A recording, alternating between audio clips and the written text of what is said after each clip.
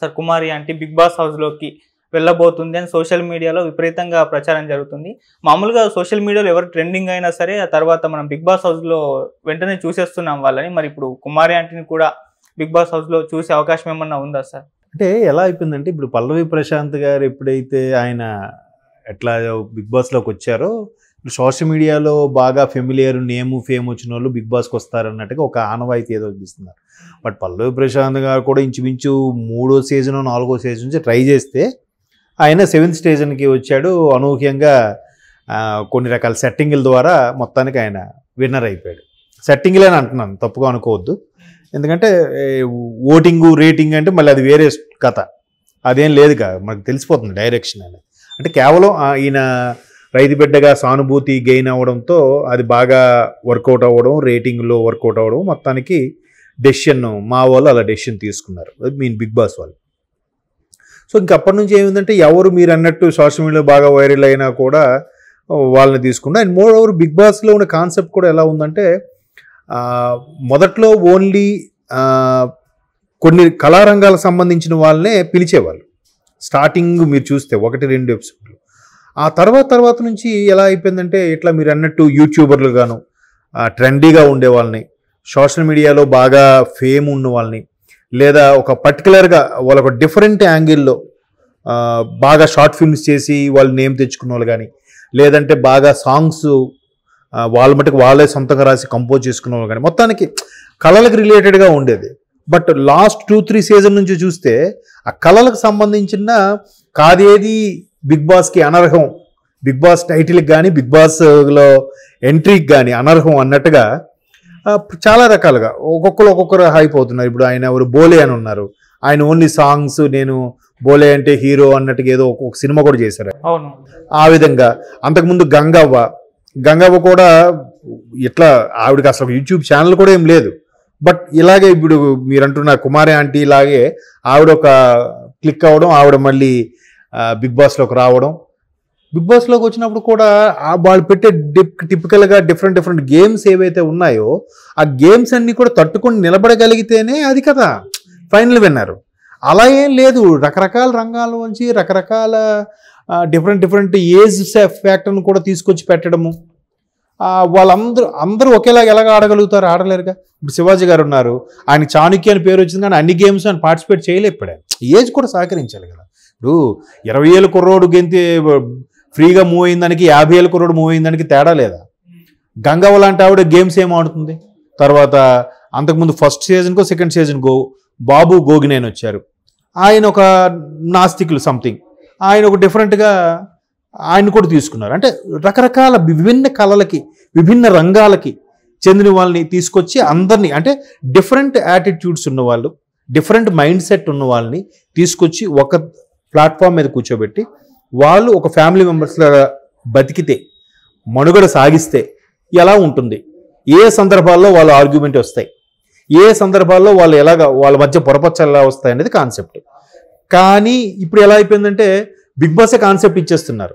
ఊరికే వాళ్ళు రెచ్చుకోవడానికి ఇప్పుడు కంపల్సరీగా నామినేషన్ వేయాలి, వీళ్ళు వేసిన వాళ్ళని వేయకూడదు, వాళ్ళు గ్రూపులు పెట్టడం, అంటే తగిలించి తమాషా చూసినట్టుగానే ఉంటుంది. మొన్న 7th సీజన్కి వచ్చేసరికి మాత్రం క్లియర్గా శివాజీ గారు చెప్పేశారు, ఆయన ప్రతి నామినేషన్లో కూడా స్టార్ట్ చేసావయ్యా ఇంకా చేయలేదేంటో అనుకుంటున్నాను అన్న.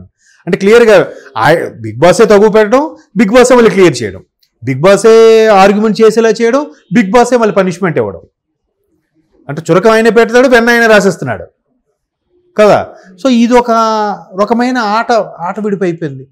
జనాలకు కూడా దాని గురించి నెక్స్ట్ టైం డిస్కషన్లు, అక్కడ ఏదో విన్నర్ అయితే అదేదో వరల్డ్ కప్ తెచ్చాడు అన్నట్టుగా ఆ స్టూడియో దగ్గరికి వెళ్ళిపోయి మిగతా వాళ్ళ కార్లు అద్దాలు పగలగొట్టేసి ట్రాఫిక్ అంతరాయం కలిగించేసి ఇదొక అసలు నిజంగా ఈ నెక్స్ట్ సీజన్లో బిగ్ బాస్కి మన ద్వారా ఇప్పుడు మనం సజెస్ట్ చేద్దాం ఏంటంటే, ఎవరైతే విన్నర్స్గా అయినప్పుడు కారు అద్దాలు ఎక్కువ బదలగొడతాడో వాడిని కూడా కంటెస్టెంట్గా బిగ్ బాస్లో పెట్టిద్దాం. బాగుంది కదా ఈ థాట్, అలా పెట్టించిస్తే బాగుంటుంది. ఇప్పుడు కుమార్ ఆంటీ ఉన్నారు, ఆవిడ బతుకు తెరువు కోసం ఏదో చేసింది, ఎవరో అమ్మ ఇలా ఉన్నారు కదా ఏంటి మీరు ఎంత సంపాదిస్తున్నారంటే ఫ్లోలో చెప్పింది. ఫ్లోలో చెప్తే ఇంక ఈవిడ ఖచ్చితంగా జగన్మోహన్ రెడ్డి మనిషి, ఈవిడిది ఏదో ఇబ్బంది పెట్టాలని జగన్మోహన్ రెడ్డి గారు ఏం చేశారు, జగన్మోహన్ రెడ్డి గారి తల మనుషులు మాకు వీళ్ళే చాలు సెలబ్రిటీలు, ఈ కింద సామాన్యులే, మాకు సెలబ్రిటీ అవసరం లేదని జగన్మోహన్ రెడ్డి గారి మనుషులు స్టేట్మెంట్.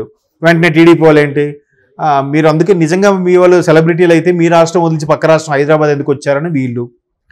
సరే జగన్మోహన్ రెడ్డి అంటే గట్టదు కాబట్టి రేవంత్ రెడ్డి పోలీసులు పెట్టి పంపించేసి తీయించేశాడని ఒకడు. ఇంక ఈ నరం లేని నాలుకండి, ఇంక తిరుగుతూనే ఉంటుంది. ఎవడికి నచ్చింది వాడు రాసేయడం, నా వార్తలు నా ఇష్టం అన్నట్టు అయిపోయింది కదా. సో ఆవిడేదో బ్రతుకు తెరువు కోసం ఆవిడకి చేసుకుంటుంది. ఆవిడకి అడిగిన సందర్భంలో క్యాజువల్గా చెప్పింది, నా పేరుని ఇల్లు నేను రోజు, ఎందుకంటే ఆవిడ క్యాజువల్గా చెప్పాల్సి వచ్చింది.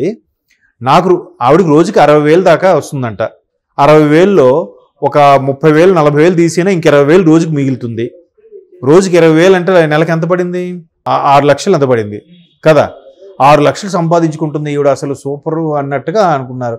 అంత వస్తుంది, నువ్వేం చేస్తాను, నాకు అంత లేదమ్మా, రావట్లేదు, నాకు మా ఊర్లో జగనన్న ఇచ్చిన ఇల్లు ఒకటి ఉందనే సందర్భంలో చెప్పిందే తప్ప, దాన్ని ఇంకేది చినికి గాలి అనేట్టుగా ఎవరు తెప్పిన 2 వార్తలు రాసి అంతా స్ప్రెడ్ అయిపోయింది కదా.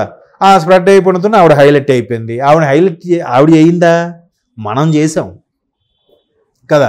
నెక్స్ట్ పోలీసులు ఎందుకు తీయించేశారు, ట్రాఫిక్ అంతరాయంగా ఉన్నప్పుడు ఎవడు వీడి బండి వెనక వాడి బండి వాడు పెట్టి, మన కామన్ సెన్స్ ఉండవుగా.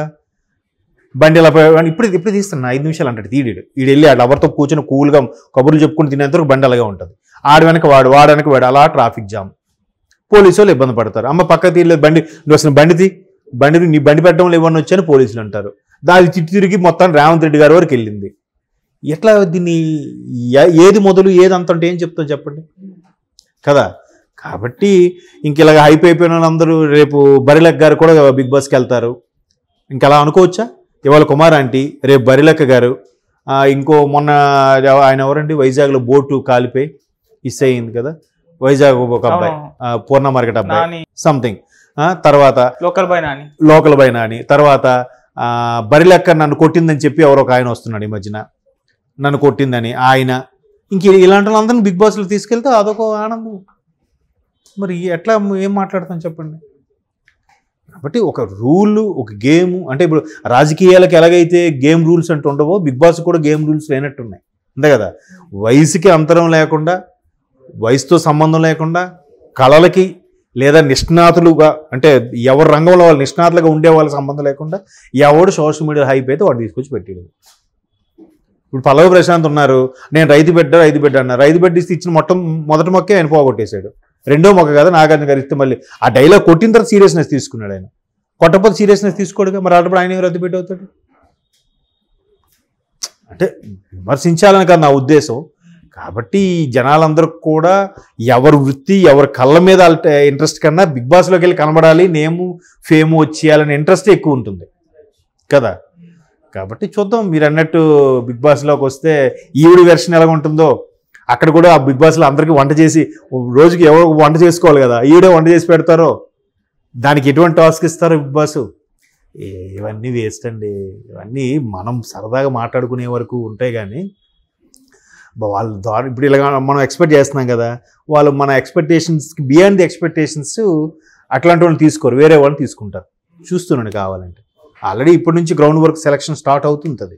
ఏ రంగాలను ఎవరిని తీసుకోవాలి, ఏంటి బాగుంటుందని చూద్దాం. Okay sir. ఓకే, మీకు బిగ్ బాస్లో అవకాశం వస్తే మీరు వెళ్తారా సార్? నాకు ఇలా ఒక్కరోజు కూడా ఉండలేదు. ఎందుకంటే ఇలా ముఖం మీద స్ట్రైట్ ఫార్వర్డ్గా మాట్లాడితే ఎవరికి నేను నచ్చను. ఓకే, ఫస్ట్ అందరూ నామినేషన్ నాకే వేస్తారు, ఈయన బయట పంపించను అంటారు. కాబట్టి మళ్ళాంటి వాళ్ళకి ఎందుకు ఇస్తారు చెప్పు, మళ్ళాంటి వాళ్ళకి ఇవ్వరు. అంత ప్రతిదీ కూడా లాబింగ్ అయిపోయింది. ఆ బిగ్ బాస్ టీంలో కూడా ఆ టీమ్ మేనేజ్మెంట్ రికమెండ్ చేసినోడు ఒకడు, ఛానల్ రికమెండ్ చేసినోడు ఒకడు, లేదా ఒక పెద్ద సెలబ్రిటీ రికమెండ్ చేసినోడు ఒకడు, సోషల్ మీడియా కామన్గా తీసుకోవాలి కాబట్టి ఒకడిని నామకే వస్తే ఒకటి పెడతారా, బయటికి చెప్పాలి కదా, లేదురా బాబు జెన్యున్గా ఎవరెవరైతే మీ ఇమేజ్ ఉందో వాళ్ళనే తీసుకున్నారని చెప్తారు. కానీ అలాగటి ఇద్దరినే తీసుకుంటారు. మిగతా 13 మంది కూడా ఈ రికమెండేషన్ క్యాండిడేట్లే ఉంటారు. ఎక్కడైనా చూసుకోండి, అది క్రికెట్ టీం కానీ, రాజకీయ ప్రతినిధులు ప్రజాప్రతినిధుల సీట్లు కానీ, బిగ్ బాస్లో కానీ. బిగ్ బాస్ కూడా అట్లాగా రిఫరెన్స్లతోని ఇన్ఫ్లుయెన్స్లతో నడుస్తుందని అంటే చూడండి ఇంకా